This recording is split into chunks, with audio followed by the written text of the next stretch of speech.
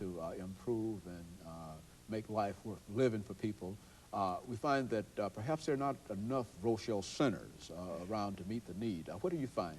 Do you find that perhaps there could be more institutions doing what you're doing? What about your caseload or your workload, or what you find in those situations? We have a pretty manageable group. There are several levels of service throughout the city, and we feel like we're a real important part of it. We have been serving families for over 20 years. We have seen families go through tremendous transitions. Several other people, I've only been there a couple of years, but even in that time I have seen people. We've seen parents age and become single elderly parents and have had to help them deal with that. That's an area that really needs a lot of expansion. Residential services is What are some of the residential services that you're offering now? We don't offer residential services per se. There are, again, other agencies that do that in town, and they receive some funding through the Department of Mental Health and Mental Retardation. This is an area that really concerns us because, as I said, a lot of our parents are older. We have several parents over the age of 65 who are still caring for their adult children. Part of my job as Family Services Director has been to help them to plan for the future.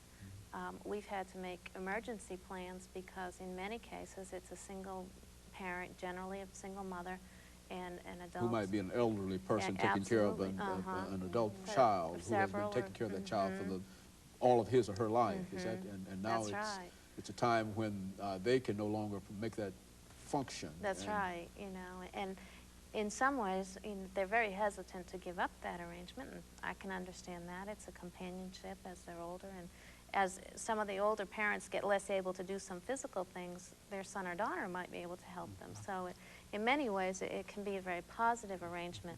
However, the planning for what will happen when the parent either can no longer care for them or dies, and then what happens to this son or daughter, a lot of that has not been arranged yet, and that's one area that we really stress with our families is to try and think about the planning.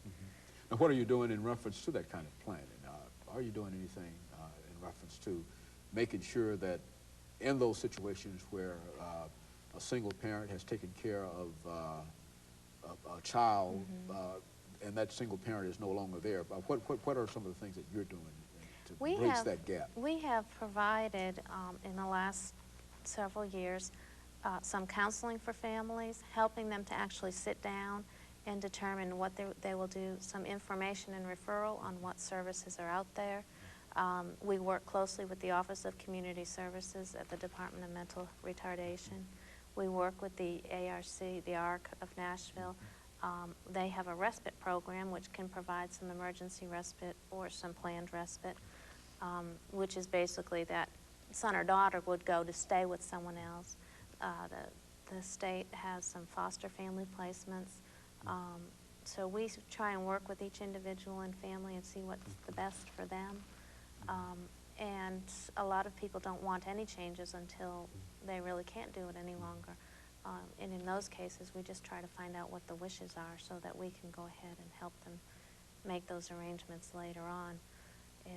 It's been a real challenge. We've offered seminars for caregivers, a couple of series in which we will bring in attorneys to talk about guardianship issues, financial planners to talk about what to do with finances and how to leave money to a son or daughter. Siblings, that's a whole area that really hasn't been addressed too much. A lot of parents don't want to talk about it with their other children, and the other children may or may not be willing to take on the responsibility. So a lot of what we have done is sort of facilitate the communication, because nothing will happen without the communication. So very good. Ms. LElledge, during this last 3 or 4 minutes that we have here, let's get some final comments. As a person who has to go out and to market this alternative workforce, what are some of the things that you can say to prospective employers this morning about what you're doing and what you have to offer? Ooh, this is the part I like. We can do anything probably that involves handwork. We handle mailings for different companies. We do hand packaging, assembly, shrink wrap. We shrink wrap grill replacement parts. Like I said, we've collated notebooks. We package concrete reinforcement. We just do a variety of things. We are good at meeting the customer's turnaround. It's quality work. It's done well. Our clients know the job will not come back if it's not done right. We're just a good place to do business with. And of course, many companies that might have piecework, that kind of work, could get in touch with your organization, and you could make arrangements to provide them. Now, yes. What about the Americans with Disabilities Act? How does that fit into what the two of you are doing over this last minute or two that we have here? Do you find any problems with that act? Are people discriminated against? Do you find that there's discrimination in the areas that you're involved in, or what? We have had not too many problems with it at this point, as far as I know, and it's not really. And so there's no real problem in terms of discrimination against the persons that you're involved with. Not in terms of our agency, and it will hopefully help more people with disabilities to be able to find employment opportunities. But you can assure the workforce this morning that you do have available a large number of persons who are willing and able to become involved in the production process. And not only will this help the employers, but it will also help the state, and it will also help the persons themselves, because it lends self-esteem and whatnot, and it makes your job much easier. Right, and it helps them develop. It helps them become higher function, be able to do more, learn more. Very good. Ms. Hayes, as a final comment, why don't you give us some information about that program, and we'll be able to sort of wrap it up. At this point, we are operating 3 days a week, Monday, Wednesdays, and Thursdays, and from about 8 till 3.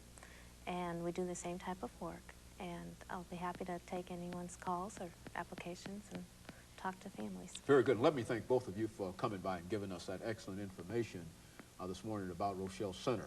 And let me encourage you to tune in again next week for another informative edition of Comments. Thank you and good morning. So they're going to wrap us up.